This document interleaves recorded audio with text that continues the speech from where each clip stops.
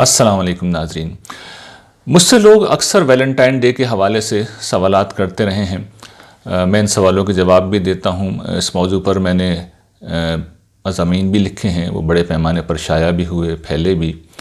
لیکن مجھے اس برس یہ خیال آیا کہ یہ مسئلہ ایک ایسا مسئلہ ہے جس پر تفصیل کے ساتھ گفتگو ہونی چاہیے، اس لیے کہ جو میں سماج کو جس طرح سمجھتا ہوں، میں مذہب کو جس طرح سمجھتا ہوں، میں مسائل کو جس انداز سے دیکھتا ہوں، اس میں نے یہ بات سیکھی ہے کہ دنیا میں دو طرح کی چیزیں ہوتی ہیں، دو طرح کے ایشوز ہوتے ہیں۔ ایک ہوتے ہیں نان ایشوز، جو بظاہر سمٹم ہوتی ہیں، جو سطحی طور پر نظر آنے والی چیزیں ہوتی ہیں، لیکن وہ ہاٹ ہوتے ہیں، وہ بہت نمایاں ہوتے ہیں، اور زیادہ تر لوگوں کا فوکس انہی پہ ہو جاتا ہے۔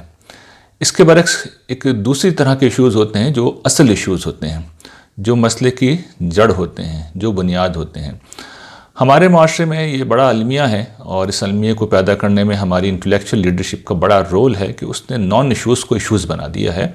ہمارے ہاں نان ایشوز پر بات ہوتی رہتی ہے، اسی پر بحث ہوتی رہتی ہے، اسی پر گفتگو ہوتی ہے، اسی پر حق و باطل کے فتوے دیے جاتے ہیں، اسی پر لوگ ایک دوسرے سے اختلاف یا اتفاق کرتے ہیں۔ حالانکہ ان نان ایشوز سے نہ کوئی دنیا کا فائدہ ہوتا ہے، نہ آخرت کا کوئی فائدہ ہوتا ہے۔ تو میری ہمیشہ یہ کوشش ہوتی ہے، اور اب میں مزید اس میں بہت اہتمام کرتا ہوں کہ نان ایشوز سے ہٹا کے لوگوں کو ایشوز کی طرف لاؤں۔ ویلنٹائن ڈے بھی میرے نزدیک اصلاً ایک نان ایشو ہے۔ جو اصل ایشو ہے جس پہ ہمیں فوکس کرنا چاہیے، میں چاہوں گا کہ اس پر آج تفصیل سے بات کروں، لیکن پہلے میں یہ واضح کر دوں کہ خود ویلنٹائن ڈے اپنی نوعیت کے اعتبار سے کس طرح کے دن ہے۔ دیکھیے، ویلنٹائن ڈے کی ایک تاریخی حیثیت ہے، اس کا ایک تہذیبی پس منظر ہے، ثقافتی اس کا پس منظر ہے، کچھ مذہبی بیک گراؤنڈ بھی ہے۔ ان ساری چیزوں کو میں اس وقت چھوڑ رہا ہوں۔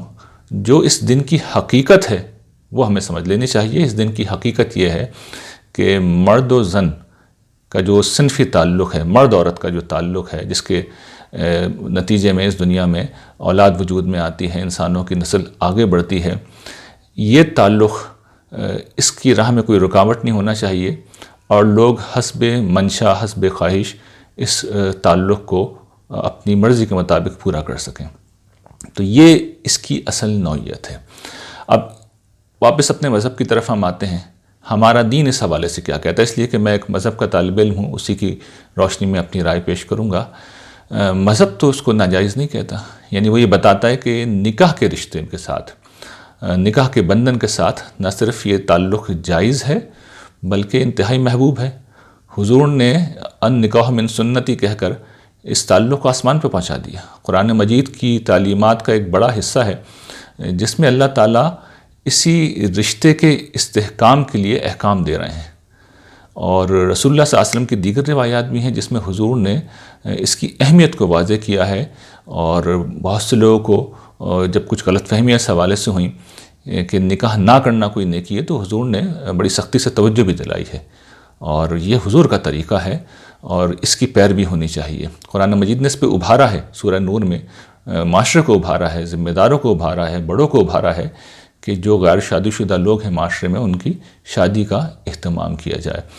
تو مذہبی پرسپیکٹو یہ ہے اس پورے معاملے میں کہ مرد و زن کا جو تعلق ہے یہ فطری تعلق ہے، یہ خدا کی اسکیم کا حصہ ہے۔ اللہ تعالیٰ نے ہمارے باپ جب حضرت آدم کو پیدا کیا تو ان کا بھی جوڑا بنا کر ہماری ماں حضرت حوا کی شکل میں اس تعلق کو جائز قرار دیا، اور اسی دن سے یہ تعلق ایک نہ صرف جائز تعلق ہے بلکہ محبوب اور پسندیدہ تعلق ہے۔ یہ اس کی مذہبی حیثیت ہے۔ لیکن قرآن مجید نے ایک دوسری بات بھی کہی ہے کہ اس تعلق کے استحکام کے لیے یہ ضروری قرار دیا ہے کہ نکاح کے بندھن سے باہر مرد عورت کا کوئی صنفی تعلق نہیں ہونا چاہیے۔ چنانچہ زنا کو اس پس منظر میں حرام قرار دیا گیا ہے۔ نہ صرف حرام قرار دیا گیا ہے بلکہ اس کو گناہ سے آگے بڑھ کر ایک جرم قرار دیا گیا۔ یہ بات یاد رکھیے گا کہ جرائم کچھ اور چیز ہوتے ہیں۔ جرائم جان، مال، آبرو کے خلاف اٹھائے جانے والے اسٹیپس کو کہتے ہیں، یعنی کسی کی جان، مال، آبرو کو ہم نقصان پہنچائیں گے تو یہ جرم ہوتا ہے۔ جرم کی اس دنیا میں بھی سزا ملتی ہے۔ اللہ تعالیٰ نے گناہوں کی اس دنیا میں سزا نہیں رکھی ہے۔ گناہوں میں سے واحد گناہ زنا ہے جس کی اس دنیا میں بھی سزا رکھی گئی ہے، گویا کہ اسے جرم بنا دیا گیا ہے، اور اس کی وجہ بالکل واضح ہے کہ یہ کسی فرد کے خلاف تو کوئی جرم نہیں ہے، اس لیے کہ دو مرد اور عورت اپنی مرضی سے زنا کا ارتکاب کرتے ہیں، دونوں راضی ہیں، دونوں خوش ہیں، لیکن معاشرے کے خلاف یہ جرم ہے۔ اس کا سبب یہ ہے کہ یہ خاندان کے اس ادارے کو، اس کی بنیادوں کو کھوکھلا کر دیتا ہے، جو اصل میں معاشرے کے جو کمزور طبقات ہیں، بچوں کا اور بوڑھوں کا، یہ ان کا سہارا ہے۔ تو اس پس منظر میں قرآن مجید نے سخت ترین اس معاملے میں سٹیپس لیے ہیں، سخت سزا مقرر کی ہے، اور پھر بڑی شدت سے منع بھی کیا ہے۔ اس کی شناخت کو مختلف پہلوؤں سے واضح کیا گیا ہے، اس کے قریب جانے سے بھی منع کیا ہے۔ وَلَا تَقْرَبُوا الزِّنَا إِنَّهُ كَانَ فَاحِشًا وَسَاءَ سَبِيلًا، یہ بتایا گیا یہ بدترین راستہ ہے اور یہ بہت بڑا گناہ ہے، اس کے قریب بھی مت جاؤ، یہ غلاظت ہے، یہ گندگی ہے۔ اور پھر اس سے آگے بڑھ کے اللہ تعالیٰ نے ہمیں جب یہ بتایا کہ اس کے قریب نہ جاؤ، تو پھر اس کو مبہم ہی نہیں چھوڑا اس بات کو، بلکہ پوری ایک شریعت دی ہے جو مرد و زن کے اختلاط کے حوالے سے ہمیں بتاتی ہے کہ وہ کون سی حدود ہیں جن تک ہمیں رکنا ہے۔ وہ حدود کیا ہیں اس کو بھی سمجھ لیں، اور وہ بالکل واضح ہے قرآن مجید میں سورہ نور میں کہ مرد و زن جب ایک جگہ ہوں تو پھر اپنی نگاہوں کی حفاظت کریں، یعنی گھوریں نہ، تاڑیں نہ، ایک دوسرے کے جسمانی خد و خال یا چہرے کے خد و خال کا جائزہ نہ لیں، بلکہ پاکیزہ نگاہ ہو، باحیا نگاہ ہو۔ اور یہ چونکہ ایک اپلیکیشن تھی جو سب سے زیادہ خلاف ورزی ہوتی ہے، اس کے بعد دوسری جو بات کہی گئی وہ اصول دیا گیا ہے کہ حفظ فروج سے کام لیں۔ حفظ فروج کا مطلب کیا ہے کہ کوئی بھی معاملہ اپنی صنفی خواہش کی بنیاد پر نہ کریں، اپنے صنفی جذبات کو قابو میں رکھیں۔ اور ظاہر ہے کہ اس کی 10 طریقے سے ہو سکتے ہیں، انسان یہ اپنی گفتگو سے بھی کر سکتا ہے، اپنے کانوں سے بھی کر سکتا ہے، اپنے ہاتھوں سے بھی کر سکتا ہے، اپنے رویے سے بھی کر سکتا ہے، لیکن جو چیز سب سے زیادہ بے قابو ہوتی ہے وہ نظر ہے، تو اس پر خاص طور پر توجہ دلائی گئی، جو سب سے بڑی اس کی اپلیکیشن ہے، اور پھر اصول بتا دی گئی۔ اور یہ بات مردوں سے بھی کہی گئی ہے، بلکہ پہلے مردوں ہی سے کہی گئی ہے، اور پھر یہی حکم خواتین کو بھی دیا گیا ہے۔ اس کے بعد خواتین کو 2 مزید چیزیں کہی گئی ہیں۔ ایک یہ ہے کہ ان کے اندر ذوق جمال مردوں سے بہت زیادہ ہوتا ہے، وہ اپنی زیبائش کرتی ہیں، اپنی آرائش کرتی ہیں، تو انہیں حکم یہ دیا گیا ہے کہ وہ اپنی زینتوں کی نمائش نہ کریں سوائے وہ جو کھلی ہوئی ہوں، یعنی اس سے مراد یہ کہ چہرے اور ہاتھوں پہ جو زینتیں ہوتی ہیں، اس کے علاوہ وہ اپنی زینتیں اجنبی مردوں کے سامنے چھپا کے رکھیں گی۔ اور دوسرا یہ کہ ان کی جو صنفی کشش ہے، جس کا مرکز ان کا سینہ ہوتا ہے، اس کو وہ سینے کو، گریبان کو جو چادر ہے یا دوپٹہ ہے اس سے ڈھانپ کے رکھیں۔ تو یہ احکام اس لیے دیے گئے ہیں کہ جب ان احکام کے ساتھ مرد و زن ملتے ہیں تو پھر ایک پاکیزہ معاشرت وجود میں آتی ہے۔ اس موقع پر پھر مرد نہیں رہتا، عورت نہیں رہتی، بلکہ دونوں بحیثیت انسان ملتے ہیں۔ اور ظاہر ہے کہ انسانی معاشروں میں انسانوں کو ملنا پڑتا ہے، محرم رشتے تو 2 4 ہی ہوتے ہیں، زندگی ان کے ساتھ تو نہیں گزرتی۔ مرد و عورت کو بہرحال ملنا پڑتا ہے، مختلف وجوہات کی بنا پر ملنا پڑتا ہے، ملنے پہ پابندی نہیں ہے، لیکن جب بھی ملیں گے تو ان آداب کے ساتھ، ان کی رعایت کے ساتھ۔ اس کے علاوہ اگر کسی موقع پہ کوئی ضرورت ہے، کوئی خصوصی صورتحال ہے، کوئی خصوصی معاملہ ہے، تو وہاں پر کچھ خصوصی احکام بھی دین دے دیتا ہے، توجہ بھی دلا دیتا ہے، اور وہ آج ہم چاہیں تو اختیار کر سکتے ہیں۔ سورہ احزاب میں اس کی بعض مثالیں ہیں، لیکن ظاہر ہے کہ اس کا فیصلہ فرد خود کرے گا۔ عام حالات میں جو شریعت کے مطالبات ہیں وہ یہی ہیں، اور یہی وہ چیز ہے جو انسانوں کو زنا سے، بدکاری سے بچاتی ہے اور ان کو ایک عفیف اور پاک دامن زندگی دیتی ہے۔ تو یہ دین کا نقطہ نظر ہے نکاح کے بارے میں اور زنا کے بارے میں۔ اب اس کے بعد آئیے کہ ہم کیا کر رہے ہیں، ہمارا کیا رویہ ہے۔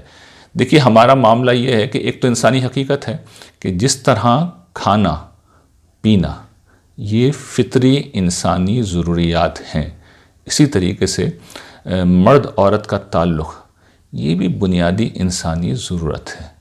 یہ ایک ایسی حقیقت ہے جس کا کوئی بھی انکار نہیں کر سکتا۔ اس کے بعد ایک تہذیبی روایت بھی ہے ہماری تہذیبی روایت یہ ہے کہ اگر بچے کو بھوک لگتی ہے تو وہ ماں سے کھانا مانگ لیتا ہے، پیاس لگتی ہے تو پانی مانگ لیتا ہے، لیکن وہ اپنی اس ضرورت کے بارے میں منہ پھاڑ کر نہیں کہتا۔ یہ ہماری تہذیبی روایت ہے۔ کوئی بیٹی اپنے باپ سے نہیں کہتی کہ ابا میری شادی کر دو۔ بیٹے بھی اس معاملے میں اگر کوئی بات ہوتی ہے تو محتاط لب و لہجے میں بات کرتے ہیں۔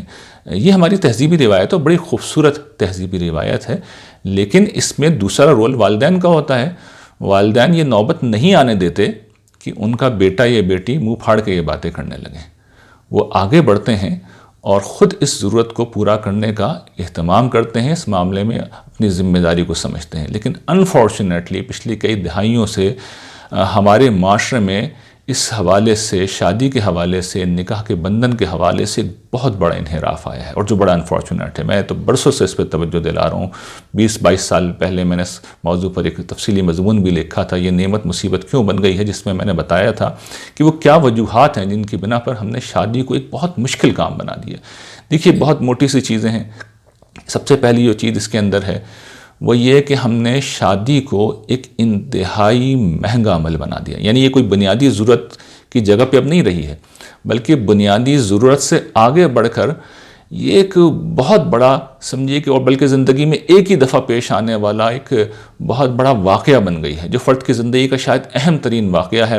اس کے لیے پھر بہت دھوم دھام ہوتی ہے، بہت سی تقریبات ہوتی ہیں۔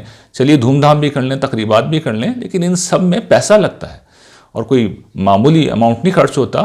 اس وقت تو صورتحال یہ ہے کہ مڈل کلاس کی اگر آپ شادیاں لے لیں تو یہ ملینز کا معاملہ بن گیا ہے، 2 ملین 3 ملین، اس سے کم تو مڈل کلاس میں شادی نہیں ہوتی۔ اپر کلاس میں یہ معاملہ کروڑوں میں چلا گیا ہے، اور پور کلاس کے اندر بھی لاکھوں سے کم یہ معاملہ نہیں رہا ہے۔ اب آپ اندازہ کیجئے کہ ایک شادی جس کی کل کاسٹ اگر 4 ملین آ رہی ہے تو وہ کتنا بڑا مرحلہ ہے۔ 4 ملین کمانا کتنا مشکل ہوتا ہے۔ تو نتیجہ یہ ہوتا ہے کہ شادی انتہائی مشکل ہو گئی، اور اس میں بہت سی غیر ضروری رسمیں ہیں، اس میں کپڑے ہیں، اس میں جوڑے ہیں، اس میں زیورات ہیں۔ خاص طور پر لڑکیوں کے اوپر جو ایک بوجھ اس موقع پر ڈالا جاتا ہے، یا لڑکیوں کے والدین پہ جو بوجھ ڈالا جاتا ہے کہ جہیز انہیں دینا ہے۔ ظاہر ہے کہ جہیز ایک بہت بڑا خرچہ ہے، جس میں اب چیزیں بڑھتی چلی جا رہی ہیں۔ ایئر کنڈیشن لازمی ہو چکا ہے، ٹیلی ویژن لازمی ہو چکا ہے، فریزر، ریفریجریٹر لازمی ہو چکا ہے، بہت سی ہاؤس ہولڈ اپلائنسز، مشینریز لازمی ہو چکی ہے۔ یعنی کپڑے اور برتنوں سے آگے بڑھ کے معاملہ، اور زیور سے آگے بڑھ کے معاملہ اب یہاں پہ آ چکا ہے۔ تو ان میں سے ہر چیز بہت مہنگی ہے۔ تو جہیز کا ہونا، پھر اسی طریقے سے خود شادی کا بہت مہنگا ہونا، جن تقریبات کا ہم اہتمام کرتے ہیں، پتہ نہیں کتنی تقریبات کرتے ہیں، ہر تقریبات میں کھانا ہوتا ہے، بہت دھوم دھام ہوتی ہے، اور پھر اس میں مزید جو بات ہوتی ہے، اب تو جو یہاں پہ معاملہ ہو گیا ہے کہ کوشش کرتے ہیں لوگ کہ اپنی شادیوں کو فلموں کے طرز پر ڈھالیں، اور جس طرح وہاں پر باقاعدہ ایک ڈانس ہوتا ہے، اور اس کے لیے باقاعدہ تھیمز بنائی جاتی ہیں، لوگ ہائر کیے جاتے ہیں، ایک پورا یعنی بہت مہنگا اس کو معاملہ بنا دیا گیا ہے۔ اور اس میں پھر دین کے دیگر احکام کی بھی خلاف ورزی ہوتی ہے، اسراف ہوتا ہے اس کے اندر۔ جن چیزوں کو بھی میں نے بیان کیا، مرد و زن کے اختلاط کے باب میں، ان کی کھلم کھلا خلاف ورزی ہوتی ہے۔ اسی طریقے سے نمود و نمائش ہوتی ہے۔ آپ سوسائٹی میں کمپٹیشن کریٹ کرتے ہیں، تو ایک ایسے موقع پر جس میں ایک نیا خاندان اپنی زندگی کا آغاز کرتا ہے، ہم خدا کی ناراضی کے سارے اسباب جمع کرتے ہیں۔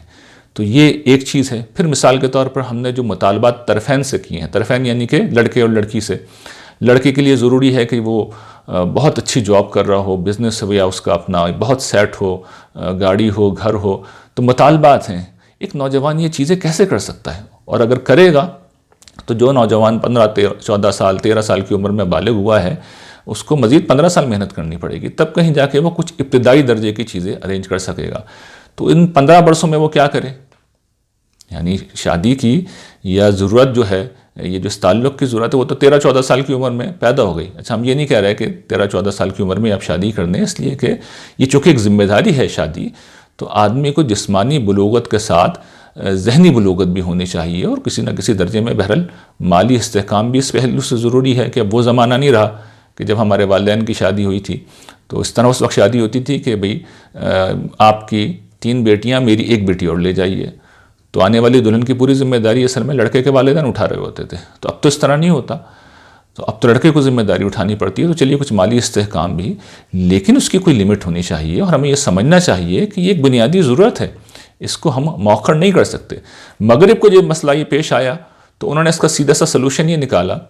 انہوں نے جب یہ دیکھا کہ یہ بھئی مادی ضروریات اتنی ہیں اور تعلیم وغیرہ ہے، ہماری یہاں تعلیم کی وجہ سے بھی شادی میں بہت تاخیر ہوتی ہے، خاص طور پہ لڑکیوں کی، اس بارے میں بھی ہمیں سوچنا چاہیے کہ کسی چیز کا کیا بیلنس ہے۔ تعلیم بہت ضروری ہے، اس کی نفی میں نہیں کر رہا، لیکن دیکھنا چاہیے کہ اگر اچھا رشتہ آیا ہے اور تعلیم بعد میں جاری رہ سکتی ہے تو اس کو بھی دیکھ لینا چاہیے۔ لیکن مغرب کا میں عرض کر رہا تھا کہ وہاں جب یہ مسئلہ پیش آیا تو انہوں نے یہ طے کر لیا کہ بھئی یہ تو نہیں ہو سکتا کہ ان حالات میں ہم شادی کریں، اس لیے کہ ہمیں سیٹ ہونا ہے، کیریئر بنانا ہے، مادی اشیاء جمع کرنی ہے، لیکن ہم یہ بھی جانتے ہیں کہ یہ انسانی زندگی کی ایک ضرورت ہے۔ تو انہوں نے صنف تعلق کو الگ کر لیا اور شادی کو الگ کر لیا، انہوں نے کہا شادی تو جب ہونی ہوگی ہو جائے گی، وہ 30 میں ہوگی، 35 میں ہوگی، 40 میں ہوگی. تو اہل مغرب شادی اسی وقت کرتے ہیں، آج بھی اسی وقت کرتے ہیں. لیکن بچہ جب بالغ ہو جاتا ہے، جب بڑا ہو جاتا ہے لڑکا یا لڑکی، تو انہوں نے عفت کو بحیثیت قدر ختم کر دیا، اور اس تعلق پہ کوئی قدغن نہیں رہی. اس کو کوئی اخلاقی برائی نہیں سمجھا جاتا، اس کو کوئی معاشرتی برائی نہیں سمجھا جاتا. مذہب اگر اس بارے میں کچھ کہتا ہے تو مذہب کا ویسے کوئی رول نہیں ہے. تو انہوں نے اس مسئلے کو ون وے اور انادر حل کر لیا ہے. ظاہر ہے ہمارے لیے وہ حل قابل قبول نہیں ہے. اور یہ بھی میں واضح کر دوں کہ جو ویلنٹائن ڈے ہے وہاں اسی پس منظر میں منایا جاتا ہے کہ اس معاملے میں مکمل فریڈم ہے، مکمل آزادی ہے، کوئی مسئلہ نہیں ہے. تو ٹھیک ہے، ویلنٹائن ڈے کے موقع پر آپ کسی بہتر شخص کو تلاش کر لیں. ہم ایک دوسرے پس منظر میں کھڑے ہوئے، ہمارے یہاں تو زنا حرام ہے، ناجائز ہے. تو یہ پس منظر ہے، تو ہمیں اس مسئلے کو حل کرنا ہوگا. اور ہم حل کرنے کے بجائے ہم نے اس کو اور مشکل بنا دیا ہے. یعنی اتنے اخراجات ہیں، لڑکے کے لیے کیریئر کی شرط، لڑکی کے لیے تعلیم، اور پھر تعلیم سے بڑھ کر خوبصورتی. یعنی یہ ایک اور مسئلہ بہت بڑے پیمانے پر پیدا ہو گیا کہ خوبصورت لوگ کہاں سے لائیں. یعنی اللہ تعالیٰ نے انسان کو جیسا بنایا ہے تو 5% لوگ ہوتے ہیں جو بہت حسین ہوتے ہیں، اور کم و بیش 5% لوگ ہوتے ہیں جو بدصورت ہوتے ہیں. باقی 90% لوگ تو اوسط ہی ہوتے ہیں. تو اوسط لوگوں سے شادی کرنی ہوگی. وہ کچھ پہن اوڑھ کر، کچھ میک اپ ویک اپ کر کے لڑکیاں شادی کے موقع پہ اچھی ہو جاتی ہیں، اسی پہ گزارا کرنا چاہیے. یہ جو ہم نے آئیڈیلز بنا لی ہیں فلم اسٹار کو بعض اوقات دیکھ کے یا ٹی وی اسٹارز کو دیکھ کے، تو یہ سمجھ لینا چاہیے کہ یہ جو فلم اور ٹی وی اسٹارز ہوتے ہیں یہ بھی اصل میں میک اپ کر کے ہی آتے ہیں. خاص طرح کی روشنیاں ہوتی ہیں. اس پس منظر میں کوئی بھی شخص اس خاص فلم میں بہت خوبصورت لگ سکتا ہے، وہ حقیقت کا بیان نہیں ہوتا. اور پھر یہ بات بھی ہمیں سمجھنی چاہیے کہ بھئی یہ دنیا جو ہے یہ خوبصورتی کا تعارف ہے، اصل خوبصورتی آخرت میں ہے. تو جو دھوم دھام کرنی ہے وہ آخرت میں شادی دوبارہ کر لیجئے گا، اپنی بیوی سے دوبارہ کر لیجئے گا، اور دھوم دھام سے کر لیجئے گا. جتنی دھوم دھام ہے وہاں کر لیجئے گا، خوبصورتی بھی بہت ہوگی وہاں پر. تو یہ ساری چیزیں آخرت کے لیے چھوڑ دیجئے. یہاں تو ایک ضرورت کو پورا کریں. پھر اس میں جو مسائل ہم نے مزید بڑھائے ہیں، چھوٹے چھوٹے مسائل ہیں لیکن بڑے بن جاتے ہیں. بعض خاندانوں میں بہنیں موجود ہیں تو بھائی گرچہ بڑے ہیں ان کی شادی نہیں ہو سکتی، بھائی گرچہ سیٹ ہیں لیکن ان کی شادی نہیں ہو سکتی. تو یہ ایک بڑا مسئلہ ہے کہ لڑکے کی شادی ہو سکتی ہے، اور جب لڑکے شادی نہیں کر رہے تو پھر رشتوں کی ظاہر ہے کہ شارٹیج ہو جاتی ہے. پھر بعض اوقات ہمارے یہاں ہوتا ہے ذات برادری کا بڑا مسئلہ ہے کہ اپنی ذات برادری سے باہر شادی نہیں کرنی. اور ظاہر ہے کہ ضروری نہیں ہوتا کہ آپ جس برادری کے اندر رہتے ہوں وہاں پر آپ کو اپنے پسند کا رشتہ مل جائے. تو پھر عمر نکل جاتی ہے، شادی میں تاخیر ہو جاتی ہے. تو یہ اور اس جیسے بہت سے ایشوز ہیں. اس پہ میں نے بہت تفصیل سے لکھا اس آرٹیکل میں، یہ نعمت مصیبت کیوں بن گئی ہے، آپ اس کو ضرور پڑھیے. تو یہ مسائل ہیں جس کی بنا پر ہم نے شادی کو انتہائی مشکل بنا دی ہے. تو اب آپ اندازہ کیجئے کہ ایک نوجوان لڑکا یا لڑکی جو بالغ ہو چکا ہے، جس کی بلوغت کے اوپر 5 سال گزر گئے، 10 سال گزر گئے، اس بیچاری کی شادی نہیں ہو رہی. اچھا، اس کو کوئی ہوپ بھی نظر نہیں آ رہی، اور اس کے بعد آپ اس کو ویلنٹائن ڈے کے اوپر لیکچر دے رہے ہیں. تو اس نے کس کی بات سننی ہے؟ بالکل فضول بات ہے اس موقع پر اس نوعیت کا کوئی لیکچر دینا. آپ کچھ لوگوں کو آپ ڈرا سکتے ہیں، دھمکا سکتے ہیں اللہ کے نام کے اوپر، لیکن فطرت کے خلاف آپ بند نہیں مان سکتے. میری اور کسی اور صاحب کی تقریر سے، صاحبہ کی تقریر سے کچھ نہیں ہونا. یہ جو سماج ہوتا ہے اس کی اپنی ڈائمنشنز ہوتی ہیں، اس کی اپنی ڈائنامکس ہوتی ہیں، اور اس کا اپنا کام کرنے کا طریقہ ہوتا ہے. یہ اڑا کے رکھ دیتا ہے. انسانی فطرت جو ہے جب وہ اپنا زور کرتی ہے تو پھر وہ آخر میں اڑا کے رکھ دیتی ہے، ہر چیز کو اڑا کے رکھ دیتی ہے. تو اس مسئلے کا حل یہ نہیں ہے کہ میں اور آپ یا کوئی بھی شخص ویلنٹائن ڈے کے خلاف تقریر کرنا شروع کر دے. گرچہ میں خود کرتا رہا ہوں، میں خود اس کے خلاف بہت سخت لکھتا رہا ہوں، لیکن میں سمجھتا ہوں کہ اصل ایشو کو ہمیں آئیڈینٹیفائی کرنا چاہیے. ہم نے شادی کے راستے بند کر رکھے ہیں، مشکل سے مشکل کر رکھے ہیں. اور اس میں جو ایک بہت بڑا مسئلہ ہے کہ جو بیچاری بچیاں، بہنیں جن کی ایج نکل جائے، جن بیچاریوں کی طلاق ہو جائے، جوان لڑکیوں کی طلاق ہو جاتی ہے یا بیوہ ہو جائیں، ان بیچاریوں کے لیے تو پوری زندگی عذاب ہے. یعنی ہم نے تو ان کو ایک ایسے امتحان میں ڈال دیا ہے کہ عفت کا مطالبہ بھی کرتے ہیں ہم ان سے، اور ہم جو ہے ان کی ضرورت پورا کرنے کا اہتمام بھی نہیں کرتے. ان کو ہم نے جیتے جی گویا کہ سولی پہ چڑھا دیا. تو ان سب چیزوں کے پھر نتائج نکلتے ہیں. یعنی انسان نفسیاتی مریض ہو جاتا ہے. بچیاں ہم دیکھتے ہیں نفسیاتی مریض ہو جاتے ہیں، ڈپریشن کا شکار ہو جاتے ہیں، منہ چھپاتے پھرتے ہیں، وہ لوگوں کے سامنے نہیں آتے، فیس نہیں کرتے. تو یہ ہمارا ظلم ہے جو ہم ان معصوموں کے ساتھ کر رہے ہیں. پھر معاشرے میں جرائم بڑھتے ہیں، خاص طور پر خواتین کے خلاف جو جرائم ہیں اس کی بڑی وجہ ہے ہیرسمنٹ کے پیچھے. مکمل طور پہ تو نہیں لیکن ایک وجہ یہ بھی، اور بھی وجوہات ہیں لیکن اس کی ایک وجہ یہ بھی ہے. ریپ ہوتا ہے، اس کی میں یہ نہیں کہتا کہ ساری وجہ یہی ہے لیکن ایک وجہ امکانی طور پہ یہی ہے. پھر اخلاقیات کی جو معاملات ہیں وہ بڑے خراب ہوتے ہیں، یعنی بے راہروی پھیلتی ہے۔ آپ یہ بات دیکھیے کہ جس وقت آپ فطرت کے آگے بند باندھیں گے تو فطرت تو اس بند کو توڑ دے گی، اور پھر کبھی ویلنٹائن ڈے منایا جائے گا اور ہم تقریریں کرتے رہ جائیں گے۔ اور صرف یہ تو بہت چھوٹی چیز ہے ویلنٹائن ڈے، لوگ اعلانیہ مناتے ہیں، جو کچھ چھپ کے کرتے ہیں وہ اتنا سنگین ہے کہ اس پہ اس وقت تو پردہ پڑا ہوا ہے، لیکن اگلی نسل میں پردہ اٹھے گا، اور جب پردہ اٹھے گا تو اس کی سڑان سے ہم میں سے ہر شخص کا دماغ خراب ہو جائے گا۔ میں ایک طالب علم ہوں، پبلک میں کھڑا ہوا ہوں، داعی ہوں، اس حیثیت میں بہت لوگ مجھ سے رابطے کرتے ہیں، انگنت سوالات پوچھتے ہیں۔ ان سوالوں میں سے کچھ سوالات کا تعلق اسی مسئلے سے ہوتا ہے، اور وہ اتنے سنگین سوالات ہیں کہ میں ان سوالات کو یہاں بیان بھی نہیں کر سکتا، میں لوگوں کے سامنے لا بھی نہیں سکتا، لیکن وہ ریالٹیز ہیں، اور وہ اتنے برہنہ ایسے تلخ حقائق ہیں کہ اگر میں بیان کر دوں انہیں تو آپ اندازہ نہیں کر سکتے۔ یعنی میرے سامنے تو معاشرے کی پکچر بالکل کلیئر ہے، معاشرہ اندر سے کیسا ہے میں جانتا ہوں۔ میرے پاس آتے ہیں لوگ، آتے ہیں کیسز آتے ہیں، اور جو کچھ وہ بیان کرتے ہیں، جو کچھ ہو رہا ہوا ہے وہ اس پہ بھی پردہ پڑا ہوا ہے۔ تو بہتر ہے کہ پردہ پڑا رہے اور ہم اپنی اصلاح کر لیں۔ اگر ہم نے یہ نہیں کیا تو پھر ہمارا معاشرہ بتدریج زوال کی گھاٹی میں گرتا چلا جائے گا، اور پھر آپ تقریریں کرتے رہیں، ویلنٹائن ڈے کے اوپر کچھ بھی نہیں ہوگا۔ تو فرق سمجھ لیں کہ ویلنٹائن ڈے ایک نان ایشو ہے، اصل ایشو ہے جو ہمیں فوکس کرنا چاہیے وہ نوجوانوں کی شادیاں نہیں ہو رہی، غیر شادی شدہ لوگوں کی شادیاں نہیں ہو رہی، اس کو فوکس ہمیں کرنا ہے، اور اس کے لیے جو ہم کر سکتے ہیں وہ ہمیں کرنا چاہیے۔ اس پہ لوگوں کو ذہن سازی کرنی چاہیے، توجہ دلانی چاہیے، لوگوں کو آمادہ کرنا چاہیے، خاندانوں کو، بچیوں کو آمادہ کرنا چاہیے، جو زاویہ نظر ہے اس کو بدلنا چاہیے۔ میں نے اس میں بڑے سولوشنز دیے ہیں اپنے آرٹیکل میں، لیکن یہ موقع نہیں ہے کہ میں اس پہ بات کروں۔ اس وقت میں یہ توجہ دلا رہا ہوں کہ ہمارے معاشرے میں جو ایک رواج پڑ گیا ہے کہ نان ایشو پہ بات کیجیے، تو دیکھیں نان ایشو آج ایک ہوگا کل دوسرا ہوگا، اس سے کوئی فرق نہیں پڑتا، ایشوز پہ بات ہونی چاہیے۔ ایشوز پہ ہم بات نہیں کرتے، ایشو یہ ہے کہ بچیوں کی شادیاں نہیں ہو رہی ہیں، اور یہ بہت بڑا ایشو ہے۔ ہم خدا کے بھی مجرم ہیں اور ہم انسانوں کے بھی مجرم ہیں، اور جب کوئی گروہ خدا کا بھی مجرم ہو اور انسانوں کا بھی مجرم ہو تو سزا پھر آخرت میں نہیں ملتی، سزا اس دنیا میں ملتی ہے۔ اس دن سے، اس وقت سے ہمیں ڈرنا چاہیے۔ وآخر دعوانا ان الحمد للہ رب العالمین۔